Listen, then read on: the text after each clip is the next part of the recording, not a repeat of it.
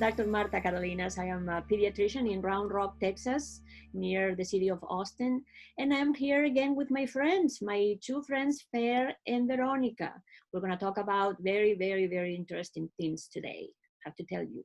Ready for the summer, ready or not, a lot of people are going out, they are getting in contact with nature, and we are having the typical mosquito bites, jellyfish contact. So we're going to talk about all that, and we're going to learn, of course, a very special recipe from Fer. Fer, Veronica, how are you ladies? How are you doing? Good. How are you, Marta? Yes, and for Candil, I'm a chef in a catering from Spain, paellas, tapas, and more. And I'm here very close to Marta in Round Rock, Austin, Texas. But today I'm at the beach because I think the COVID-19 is not going to stop anyone who wants to take a few baths in the sea. And to me, it's like a medicine, you know, it's when I refill all my strength to be ready for the winter, for the rest of the year, and I think it's perfect. But today we are going to talk about many issues happen during the summer, and I'm glad we have here Veronica. I think Veronica went to the beach too last week. So hi, Veronica, how are you? Hi, I'm good. Hi, Marta. Hi, Fer. Fer, I'm so glad you got to have a break. It's really nice, as you say, like to get away and refill and get back all your energy. Luckily we had also the chance to go to North Padre Island and Port Aransas, which is the coast of Texas. And we were there for 3 or 4 days. We really enjoyed it. It's fun. Kids just love the beach. So the thing is that when we got there, my oldest, Alvaro, he got in the water, and 5 minutes later he came out screaming and saying that his forearm was like burning. And I just kept a close look, and we saw that he was getting a reaction. He was getting kind of a rash, and it was becoming red, and he had all these like little lumps. And I Googled it, and that's when I realized that it's jellyfish season. So I wasn't expecting this, really. It was totally unexpected. I didn't really know how to react. I've never been stung by a jellyfish. My kids have been stung like 7 times during the whole weekend in total. Alvaro 4 times and Violeta 3. So Marta, if I had talked to you before about this, I would have known what to do. But now, I just have to get ready for the next time. What should I do if my kids get stung by jellyfish? All right, well, I'm gonna tell you, and you're gonna be ready, and it's gonna be so easy. But yes, I have to say that keeping social distancing here in our coast is very easy. These ladies can tell you, because the beach is kilometers upon kilometers and miles upon miles. And so it's very easy to just be away from people. So it's safe, I will say, to go to the beach if you wear your mask, not in the beach, but you know, when you go to the store and other social situations. So let me go back to your question. I think the main thing that I want to teach you, girls and everybody, is if you can learn this, then I think you learn it all, is that there are 2 types of allergic reaction. You have a local reaction, which by its name is the contact of the insect or the jellyfish with the skin, and it produces a reaction at the point of contact. And then you have what we call systemic reaction, which is a more generalized. It means that you have enough venom inside you that can trigger a lot of a more severe allergic reaction, where you may have difficulty breathing, you may have nausea, vomiting, fainting, changes in your blood pressure. That's more of a systemic reaction. I think if you can differentiate, you have done 50% of it already. Now, what do you do initially? Your child goes in the water, comes back complaining of pain. You're going to evaluate the area of contact. Usually the redness is in the area where the jellyfish that has those tentacles, and they have little hairs that what they do is when they brush against your skin, they inject venom inside your skin, right? So the point of contact, you're going to evaluate how big is it. If it's less than half of your arm or half of your leg, then it's manageable. And there is no other reactions, none of the systemic reactions I was telling you about. There is no difficulty breathing, there is no nausea, vomiting, child is talking, everything is fine. Then if it's such a small localized, it's probably a smaller fish, and you can just wash it, soak it actually in warm water. It has to be warm water, not very, very hot, burning hot, but just warm. And you leave it there for 30 minutes. If you have a pair of tweezers, you can start picking the little hairs. Sometimes you can see them. So it's good to just take them out, the little hairs where the venom went in. And then you can apply vinegar. You can also bring with you, and this is part of my, I'm gonna tell you what to put in your bag when you go to the beach. So one thing is cortisone cream, hydrocortisone, the over-the-counter, or if you have a prescription one, maybe because you have eczema and you have a stronger cortisone cream, bring it with you because it's good for mosquito bites and for any kind of insect bites. And the medusa, the jellyfish also. So those are the things that you're gonna do immediately. What do you think? I think it's great. And I heard, Marta, sometimes, especially with the jellyfish, when it's biting on your face, especially when the kids like to doing like a submarine and fishing inside the water. I never had that issue with my kids, but I always heard many other moms to say, if it is on the face, go directly to the hospital. Is that right? No, Marta? Yes, anything in the face, just because any injury in the face, because there's so much blood vessels going around, so much circulation in your face and so superficial, they're gonna look worse. You just think if you fall down or you have any kind of wound in your face, it looks terrible. And so we worry about scarring, scarring, we worry about infection. If it's near the eye, especially. If you have a jellyfish that is touching you around the eye, you need to be seen. You need to be seen at the emergency room, and the emergency room will probably send you to an ophthalmologist if they don't have one that is ready to see you right there. So yes, be careful with contact with the face. There are certain things that for your little ones, Veronica, when you go to the beach, first of all, look at the information about the local beach. If they have information about what is in the water these days, sometimes they tell you exactly what kind of jellyfish, which is very helpful because the majority of the ones we have here in Texas are not that big, like the moon jelly or the cabbage head jelly. They don't have as much venom, but sometimes you have other species that can be more dangerous. The local government has that information. When they go into the water, go splashing. You know, you want to go and start moving your feet back and forth as you walk in slowly. So all the little animals will go away from you. Away. You don't want them near you. So hopefully you scare them away.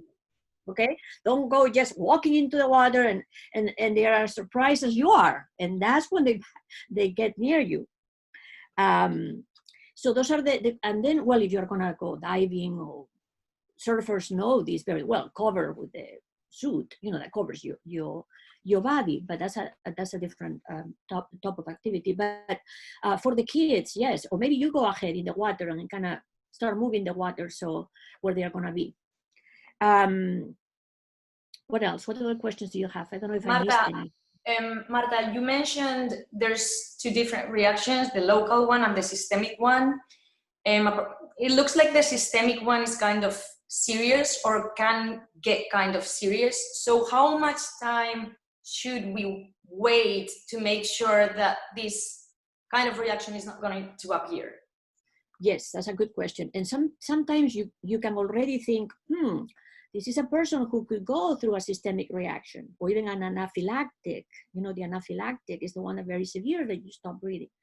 And this is, the predisposed ones are the ones who already have a tendency to develop allergies. If you have somebody with asthma, we know that allergies trigger asthma. If you have somebody who already reacts to mosquito bites, to all kinds of little animals. Then you are afraid that if they go in contact with a jellyfish, they may react badly. So those people are going to be a step ahead of your worry or your decision making when you think, okay, should I take them to the hospital, right? And there are also warning signs many times. The kid or the child complains that tingling or numbness around the lips or the tongue, or a change in the voice. All of a sudden the voice changes before the difficulty breathing. And so any type of lethargy, changes in consciousness that are it's not as alert. So those are, then you have time to call 911. That's what I will do. Just if it's a place or a beach where you can get help, just call the lifeguards and they will help you with that. Don't try to get in the car by yourself alone and drive in the traffic with the child in the back. I think that would be the most. So you do have time. If something bad is going to happen, I will say watch closely for a couple of hours.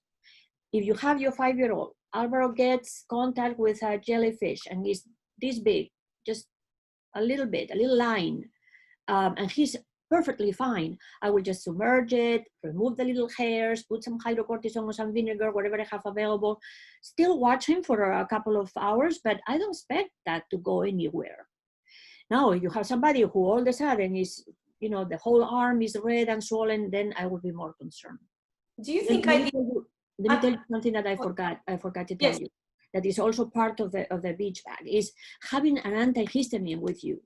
So the in-between will be giving some Benadryl, some Claritin, some Zyrtec. I'm sorry to name brands, but people recognize them by these names. So just have it in your bag. Just have it there and give them a teaspoon. If it's a small child, 2 teaspoons if it's over age 5. And that will give you even more time because it's an antihistamine, so it's going to block a little bit that allergic reaction if it's going to happen in the whole body. Okay, thanks. So do you think we did wrong by letting them go in the water over and over again after the bites? Because I guess the amount of venom, the amount of the toxin is kind of cumulative, and as you get stung more and more, maybe you can trigger that systemic reaction. But I felt there was nothing I could do because I couldn't stop them from getting in the water. They were having so much fun, and I'm not sure now if I did right or if I should have told them to stay away. I'm not sure. Well, if the little contact place was small and they are fine and they are not high risk as far as asthma and all these other diseases, I would say the only solution would be to just pick them up and take them away. How are you going to have them in the beach and say, don't go in the water? That would be cruel. It's kind of hard. It's cruel for anyone, for everybody. That's why we didn't even I never thought of it, but now I'm thinking okay, maybe. Well, now you're going to do things a little differently now that you know the fauna of this area. So you're going to contact the lifeguards and say, hey, what is in the water? Is it safe? Any jellyfish? You're going to have all the things that I'm going to tell you to have ready. And then you're going to go ahead of them and you're going to splash the water so those little creatures will go away and nothing's going to happen. See, that's the advantage of before and after. See? I know, yeah. I feel like I was so unprepared for all this, but now I think next time we go to the beach, I'll have my kit with me and I will feel more, we will feel safe. Exactly. Yeah. Yes. And it's not only on the beach, it's just in summer here in Texas, there are more bites, not only for the jellyfish on the beach, there are the mosquito bites, the mosquitoes in Texas is everything in Texas is big, even the mosquitoes. They are so big. I never saw as bigger as they are. And the other thing, at least in Austin, is the fire ants. I remember 3 years ago, I think, my husband walking the dogs and tried to pick it up something from the floor and came home with the arm, I think was his arm, terrible, swollen and painful. And I was so scared because all his body started, so it was totally a reaction, like you say, systemic reaction. And I was so scared, so I just tried to start giving him some alcohol, but it's not working very well, and we need an antihistaminic. So I brought him to the ER, and they told me like it's an allergic reaction. So I know some people has a very hard reaction to the mosquitoes or the fire ants. So what do you have to say about it, Marta? See, the same thing. So it involves venom from a little creature that comes and injects it to you. So the same thing with the bugs, the fire ants that we have here. Yes, so the same thing. Is it a local reaction or a systemic reaction? If the whole body is swelling, it means that it's a systemic reaction. The local ones, as I was telling you before, they can be very alarming. You can have a mosquito bite and have a very big swollen area right there looking very angry, but still a local reaction. Now, when you start having swelling of the body, swelling of the lips, tingling, any other whole body reaction, then you need to go to the ER, because then you may need steroids given to you, in injectable steroids. You may even need breathing treatments. And so I remember the doctor talking about the tongue and even the heart. So especially in adults. Very dangerous. You don't wait. If there is any symptoms around the mouth, around the tongue, the lips, anything that involves, or even vomiting, start vomiting uncontrolled, that will indicate a systemic reaction, and then you have to go to the ER. Yes. Wow. Yep, we have those here in Texas a lot. Yes, a lot of. The good news is that Veronica was telling me before that they also get her, the mosquitoes and the fire ants and everybody. I remember when I moved to Texas, the same thing. I could not go into the backyard because the mosquitoes just came to me. And now with time, after so many bites, your body develops their own. It's kind of like your own treatment, your own immune therapy by getting those bites regularly. Throughout the years, then you become immune to it. You have antibodies that they don't. I can feel them biting me when I am outside, but I don't get any reaction anymore. So lucky you. Yep. Yeah, like it's crazy how many mosquitoes there's here. Like in Spain, I had never seen a mosquito actually biting me, and here you see them on your legs or on your skin. You can kill them. Like it's crazy. There's so many. So about mosquitoes, my daughter Violeta, she gets kind of a bad reaction to mosquitoes, and so do I. So we want to be like protected and covered and have an anti-mosquito on us, because otherwise it gets like awfully bad. And I want to know like about the different kinds of anti-mosquitoes that we could use. There's like the ones that contain more chemicals, the DEET ones, and then there's like more organic ones that are based on essential oils or things that are considered more natural. I want to know if there's a different, a difference in the efficacy of ones and the others, which ones work, which ones don't work. And then also for the little ones, like let's say babies, should we put these kind of products on their skin or should we not? Okay, so yes, that's also very, very common, the bites. Here we are in contact with nature more than if you live in Madrid. You're lucky you see a tree every once in a while. But over here, you have grass, you have trees, you have, sorry ladies. Yeah, I know. Asturias has more than Madrid, I know that. In Asturias, you have mosquitoes too. So yes, protection comes in the form of clothing, nets that you can use with babies. Common sense, avoiding you're not going to go to the walk by the river in the evening when it's hot with a baby, just choose your place and the moment to go for a walk and use nets, just protection, just with clothing and nets. But in some circumstances, like if you go, I don't know, you're going to spend a week river house, well, then you bring your insecticide. And yes, the chemicals work better because they kind of repel and eliminate the mosquitoes. Unfortunately, they are also toxic. They are toxic to the mosquitoes, they are toxic to us, but they are relatively safe. They can produce a local reaction if you keep applying it regularly every day on the skin that is sensitive, like in a child. You may end up with a rash there just because of what you're trying to avoid, which is skin reactions. And so what do? You use it, maybe you spray the clothes, You use clothing to protect the skin. You may spray it in only the exposed parts, if any.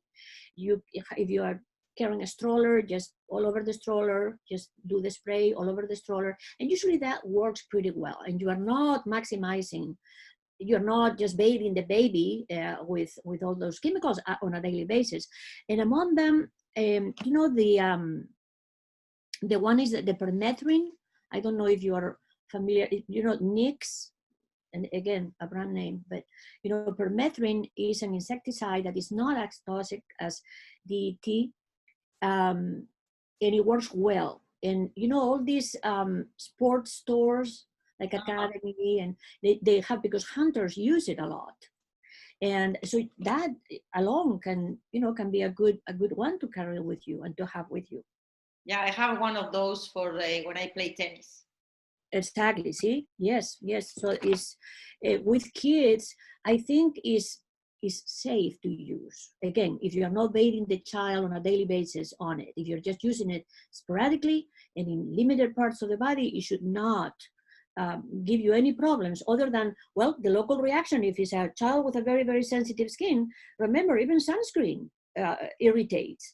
And so that child can be, skin can be irritated with anything, including the insecticide that you are trying to spray. I'm talking about the summer, Marta. I think another topic like this very important is the hydration for the kids, especially the baby ones, because the toddlers usually they can feel the thirsty and asking for water, or I'm thirsty, or they want juices or soda, whatever. I think water is the best, and probably you agree with me.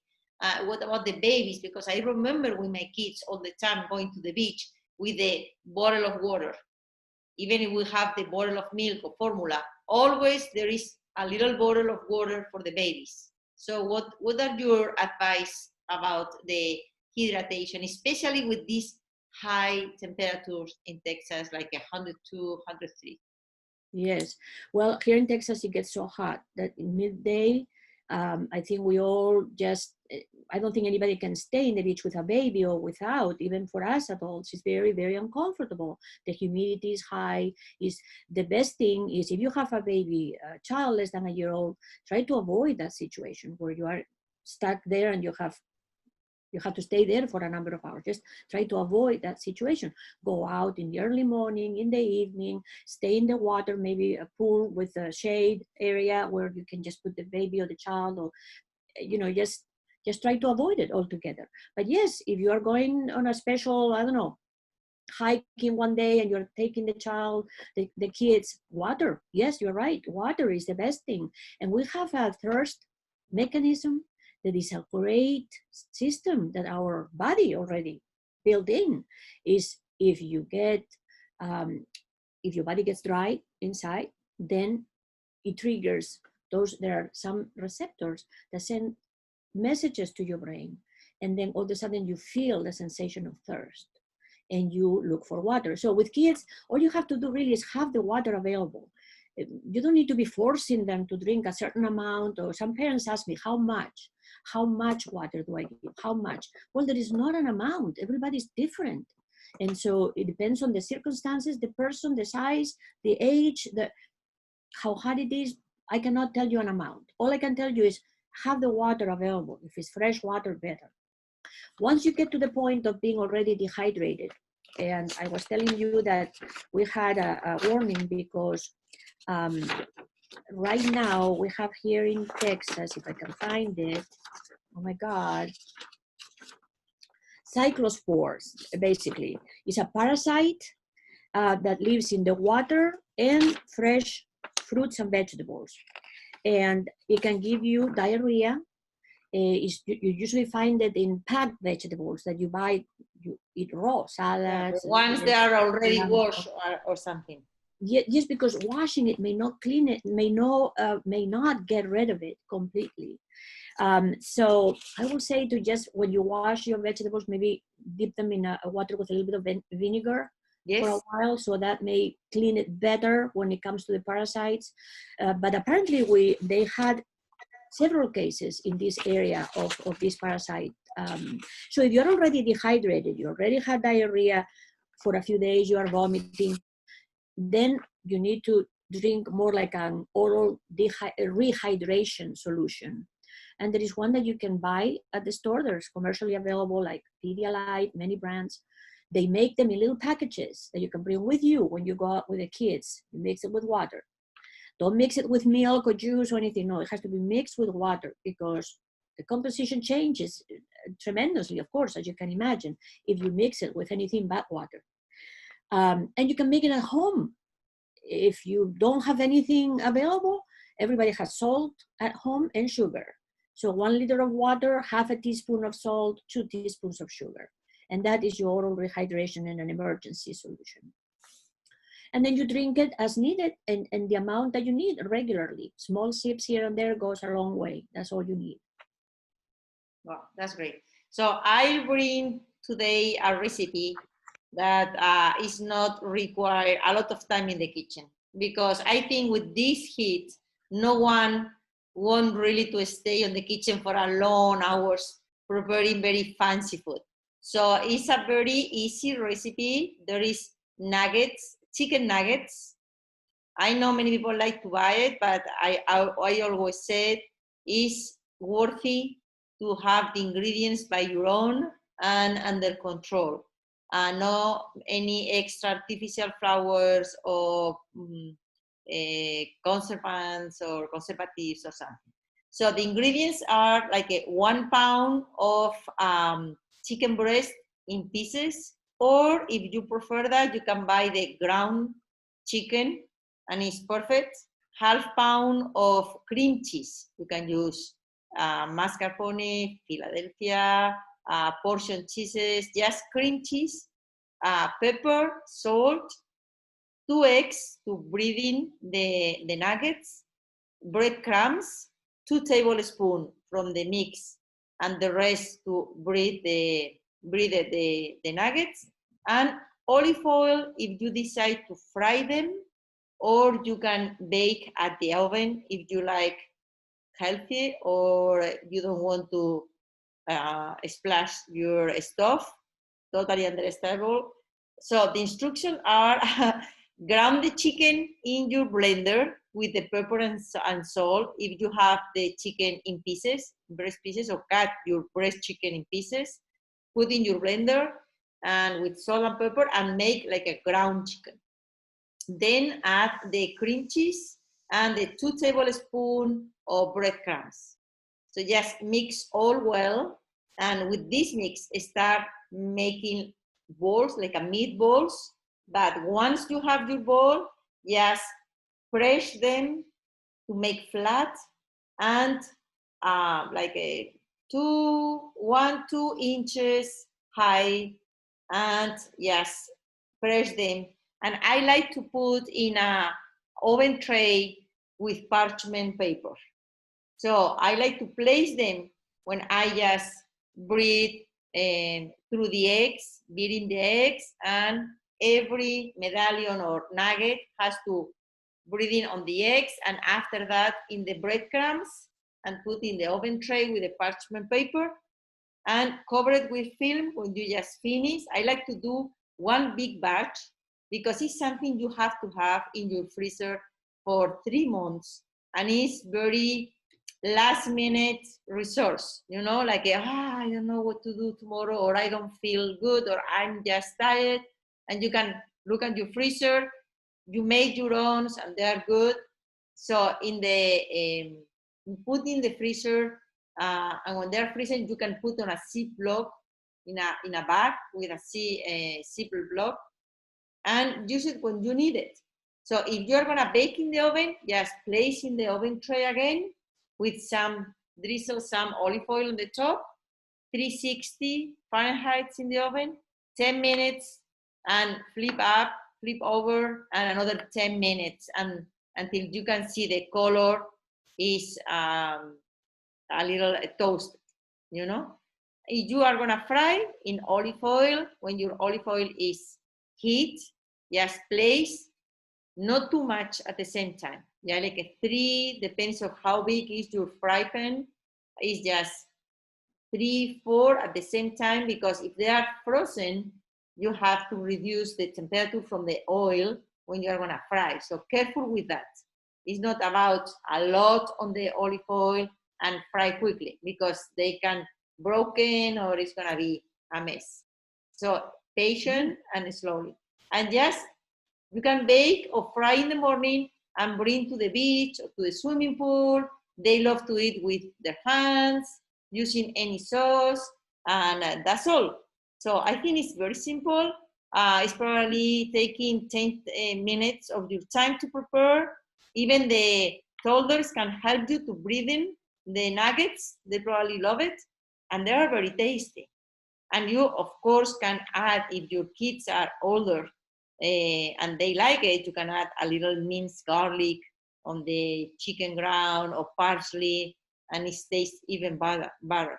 But just if you like it. This is the basic recipe, and I hope everyone like it, especially the kids. So that's all.